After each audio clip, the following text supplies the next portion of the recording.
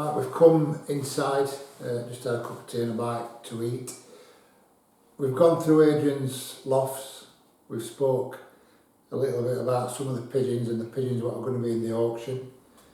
As you've seen, quality is really second to none. I knew it would be, and pigeons are in excellent condition. We're just going to speak a little bit about where Adrian sources his pigeons from. We know it's predominantly Leo Van Rijn, but going back to when he first brought them in, which I think were one of the first people to do it before they exploded in UK in late 2000s. They were very popular. And then we'll move on to a little bit about how he races, which has obviously gained a lot of success with these pigeons and this line of pigeon. So we know you've got a lot of Leo Van Rijns, Adrian. Yes. Predominantly Leo Van Rijn pigeons. Yes, yeah. When, well, we just spoke, we think it was 2005. Yes, that went over to Holland and got these pigeons. That loft and you going. Yeah. The reason for that is that I'd been studying pedigrees of Leos, and he got a lot of growing pigeons paired into his pigeons. So obviously it was a successful pairing. Yeah. And once I started to talk to Leo and to you going, I realised that the best two fanciers had got together, in my opinion, and paired the pigeons together and swapped the best to the best. Yeah, they'd exchanged pigeons, Yes, hadn't they? yes, they had. And they've turned out some tremendous pigeons for me, fantastic. So and they did it straight away. So that's the way that I went, and by God, it's paid me off. Yes, it really has. Yeah, big time. For Yeah, years. yeah, it has. It's brilliant, and you know, people have had the pigeons from me, and they've done tremendously well, really, including you, Chris.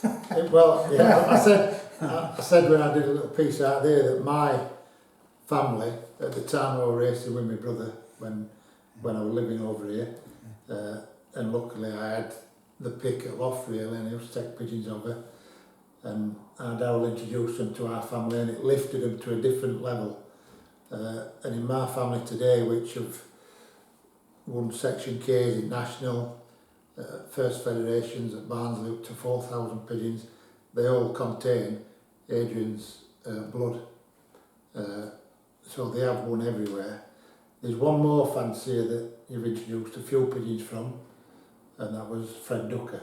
Yes, I was going to go on to Fred next, because Fred lives very close to Leo, and Fred is a agricultural teacher, if you like, and nice guy, about 6'5", massive, and he flew with his dad, and so while I was at Leo's, I then went round to Fred Ducker's, and his pigeons were superb, but he got his pigeons from Leo, 90% of them, and they are, well, he was, although his setup wasn't anything great, the pigeons were, and Fred doesn't have pigeons now because of his work, and his dad passed away, so he can't keep them. Right. But in the last 2 or 3 years, he was the top man, along with Leo, in the club that they flew in. They were always neck and neck. Yes, that's right. When I think I'd gone back to Sheffield when you went to Fred's, but I knew you'd been. Yes. And I kept looking at Fred and Leo's results. That's right. And they were always neck and neck in combine. Yeah. And club as well, same club. Yeah. But unfortunately, Fred's dad died, and his mother died, so he couldn't race the pigeons anymore because he had no one to look after them. Because on the job, he sets up water for people in poor countries and all this sort of thing. So he's away for weeks at a time. So that was Fred finished with the pigeons. He sent in one or two one loft races. He's still kept half a dozen. Mm. Sent him one or two on and has done very well. I can't tell you which ones they are at the moment.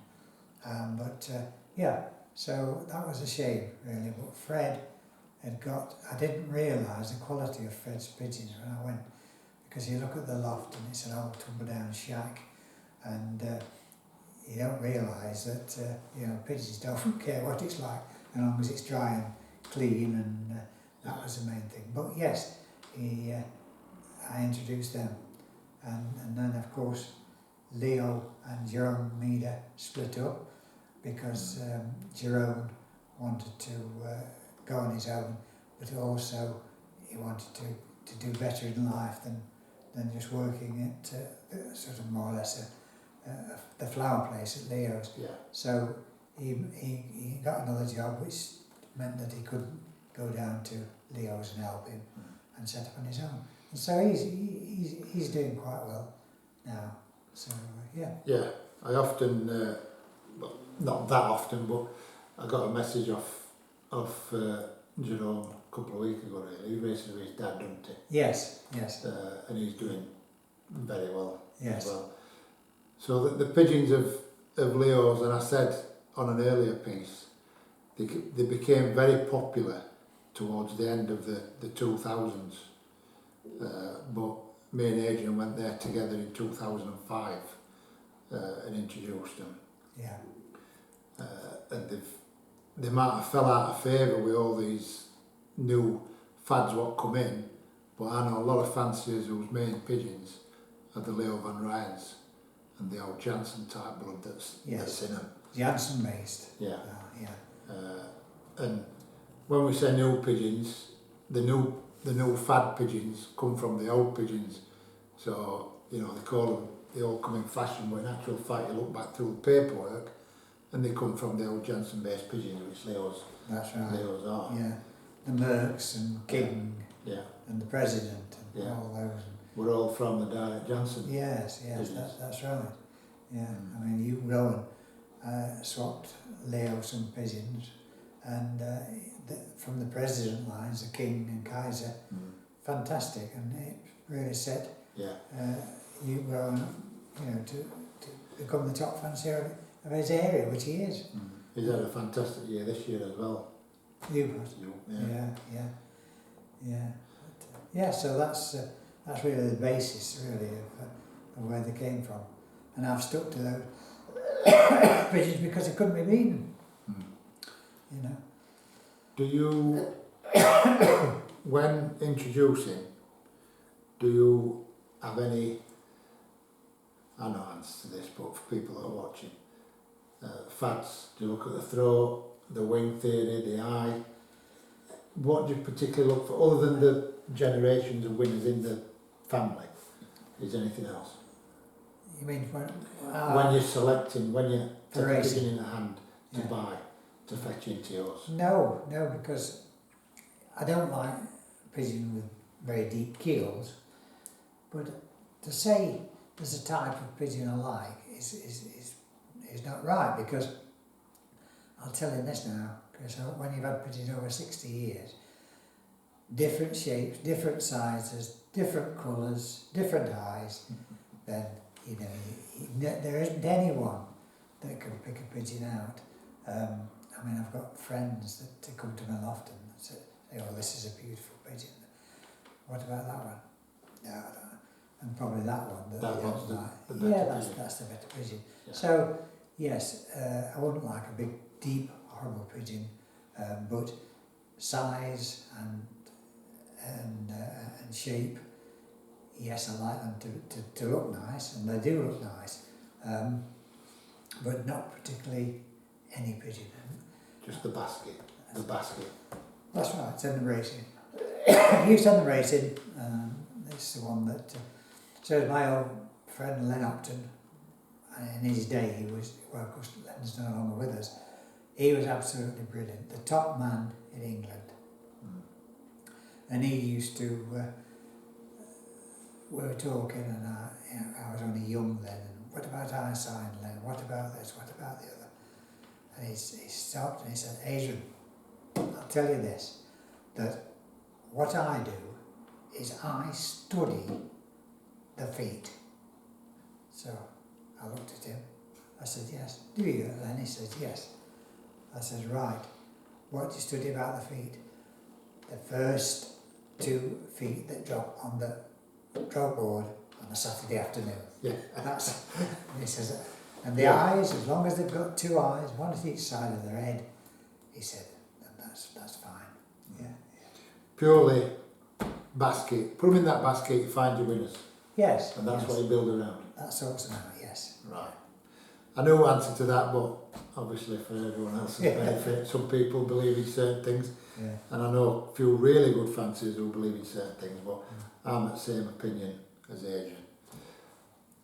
We'll talk a little bit about racing and how Adrian's performed over years and how and why his pigeons have performed that way with exercise, feeding, supplements, medication and training, which is a hot topic at the minute. A lot of people I know have started training twice a day, morning and night. I wish I'd got the time, and I wish I'd certainly got the money to do that with diesel prices this day and age. Yeah. But I don't, Chris, because you see, I think if you've got good pigeons, you can spoil them by training too much. I mean, it was ridiculous. I lost Jenny, my wife, in 2014, and I didn't lose interest in pigeons, but I had no heart to do anything. And I gave them the old birds probably about 3 training chucks, only from 15 miles, and then I raced them. And they were top in the federation. I became the champion of all England with a cock, and they'd had no training. But they flew out in the morning, I got up early, let them out, and then let them out at night. And if they were doing half an hour, morning and night, then they were fine, clapping around the loft and so forth. But those pigeons were happy in their environment. And I thought, well, you know, I can't be going training. I didn't know whether I'd ever feel right again.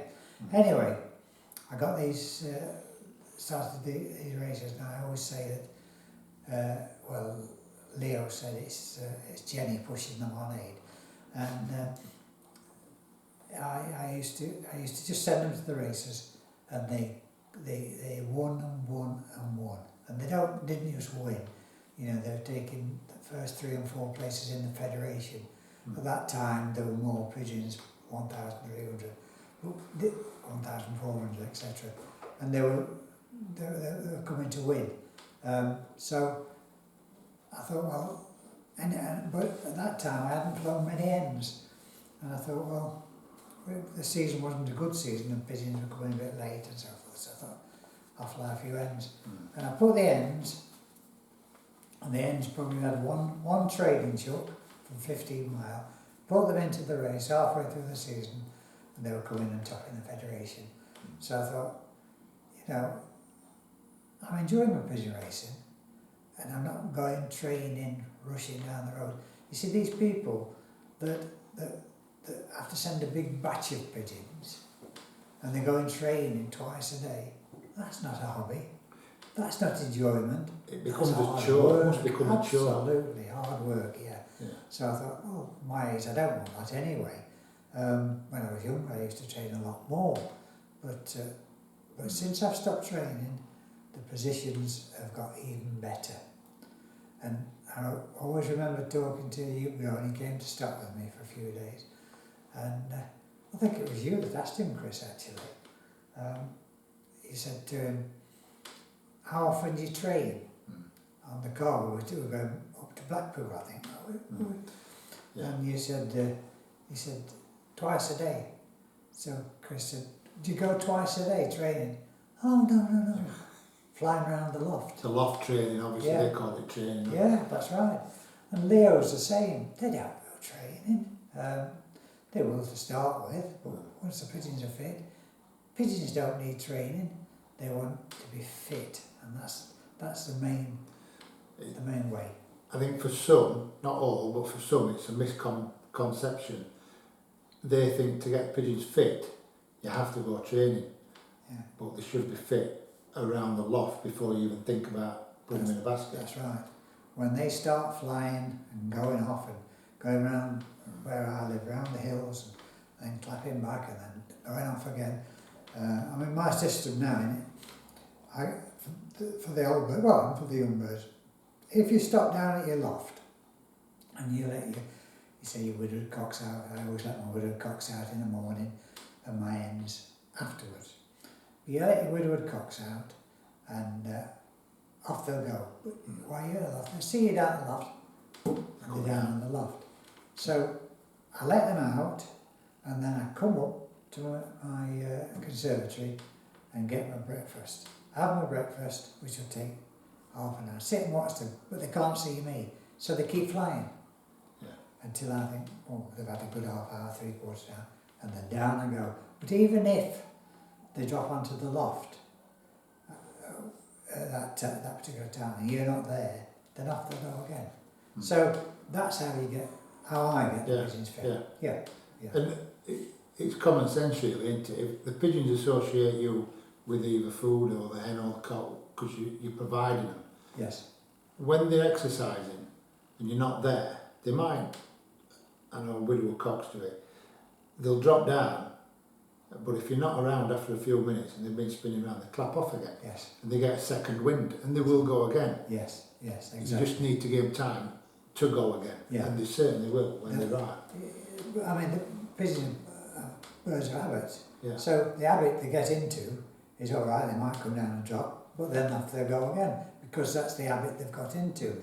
If you're there down at the loft, and as soon as they see you, they want food, then that's the habit they've got. They'll come down and go in, so you don't get anywhere, because they've got to have a good half an hour flying. And if you do that, and you feed properly, then your pigeons will be fine. So that's the training bit. Jump the gun a bit with that. We're going to go back to breeding. Right. Earlier in season. When do you pair? I pair up in January, early January. Early January. Yeah. Do you, because a lot of people I know, they ring me up and say, oh, this pair won't settle and they're fighting, they're disturbing others. Are you a fancier that does a bit of pre-pairing to ensure you don't have fighting and introduce hens once or twice prior to pairing? Yes, I might do. Yes, I might. To cut down on the risk of... Yeah. But I like to pair them in January, because even if you get those problems, Chris, in January, you've time to, if you want to breed a couple of youngsters off them, which I always like to breed 2 youngsters off my racers. If you want to breed pigeons off them, you've time before the season starts. But if you leave it any later and you do have trouble pairing them up, I mean, if I don't like mine to see them fight, but if I've got 2 or 3 pairs that are fighting, I'll put them in another loft on the road and leave them there. Yes, but if you do it in January, then even if you've got problems about them pairing up and hens taking a bit longer to lay because they've been in all winter, then it doesn't matter really, because you've time to get that round off them and get them settled for the first races. Yeah. Are your widow pigeons paired up same time as stock? Or is it staggered? No, because I'm not as young as I was. I used to pair them up at the same time, but I let I pair the stock birds up first, and because that's what I'm more interested in having youngsters from. And I don't breed 5 or 6 pigeons out of each stock pigeon. They only breed a couple, or might have 3. So I just pair those up, get those all settled, and I think, oh, thank goodness that's one job done, and then I can move on then early January then to the races. So we'll touch on young birds a bit then. So when they're weaned off, I know you use, like most people who want to race and win with young birds, you've got to be on dark. Do you put them on dark straight away, or is there a certain day you put them on the dark, and after that, how long before you get them flying and training? Yeah. Well, you say put them on the dark. if you've got your youngsters in, which you would have, you probably January, Yeah. so to the end of February, it's still dark anyway, Yeah. Chris. Yeah. So you don't need to dark your pigeons off. You can leave them as they are for 2 or 3 weeks, because the days are short, Yeah. so it makes no Till difference. March time, when Yes. Yeah. And then put them on the darkness. And I put them on then in March, and they'll be on then till middle of June. 21st of June. Yeah, That is that longest date. time. Yeah. Yeah. How long does it take your young birds to get flying? Well, this year, normally, I mean, darkness pigeons, because of problems with hawks and things like that, you tend to keep them in a little bit longer. Yeah. Because you know when the hawks are about, you're going to have to run, you could end up by losing your whole kit off the top of the lot. But fortunately, with being retired, I can go down whenever I want and have them out whenever I want and keep my eye on them. So, touch wood, this year, I didn't have any problems with them flying around, but I do put well, it's like a disco ball thing. Like, yeah. Yeah, and with the coloured lights in, and I always have that on for the first, whether it works or not. I think it does. I put that up when the youngsters are out, and just make sure that, because you've only got to get one attack, and of course your pigeons are everywhere then. But this year, I've been lucky. Might try that then. Disco ball. Well, it's like, it's, I suppose if it was dark, it'd be shooting all lights everywhere, you know, but we can't see it, but obviously the pigeons can and the hawks can. The pigeons don't bother, but the hawks don't seem to come on that. That's interesting. Feeding wise, to get them, because some people have, I get phone calls all the time, they can't get the young birds up in air flying. And mainly that's due to they've left them pecking around garden for weeks and weeks on end, feeding them, still feeding them a very high protein mix. They get fat, they can't get them going. No. What's your feeding to get them working that sky, those young birds when they start? Well, nothing in particular really. What I do to start with is, because they've been reared on a breeding mixture, then I keep them on the breeding mixture for quite a while afterwards. In other words, you know, I don't like to change the mixture, because I think if you put them on a different corn, they could go back that little bit. But but I'm careful with the corn. I don't slap the corn in front of them, because same as you just mentioned, Chris, they get too fat. But if you feed them sensibly, feed them in the morning, then feed them at night, then your pigeons will be all right. Don't overdo your feeding. Yeah, very important. Yeah. Any particular, I know Adrian's not a massive one for supplements, unless it's changed in the last few years. No. But is there anything special during breeding and when your youngsters are weaned? Yes, I do like to keep them. I give them not all sorts of things, but I like to give them stuff that is natural. Yeah. And I tell you one that is an absolute brilliant stuff, and nobody really uses it. Well, not many people are. Cancakes. Cancakes. Cancakes, yeah.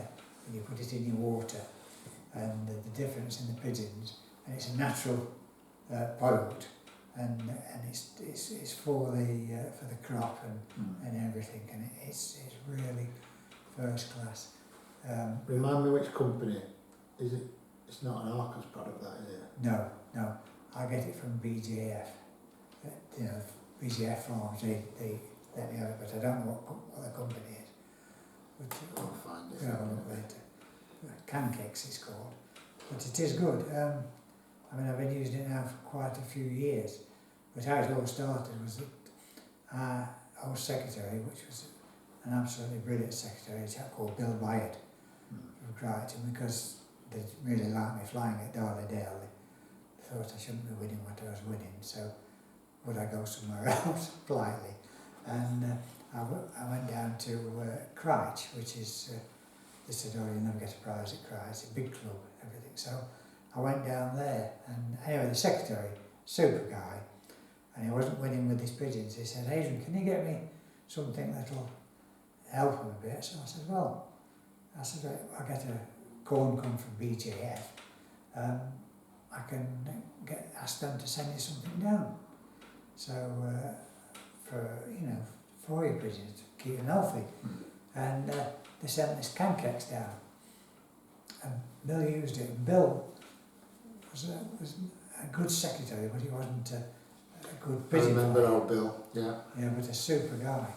And so I said, Bill, I've got you this, I don't know what it's like, but give it a try. So Bill put it up in his water, and bear in mind it was near the bottom of the sheet most weeks. 2 weeks later, after giving him, well, whether it was just I don't know, it was right up, and he won the race, and I think he was well up in the federation. I remember you were home. Yeah. I remember. Yeah, that's right.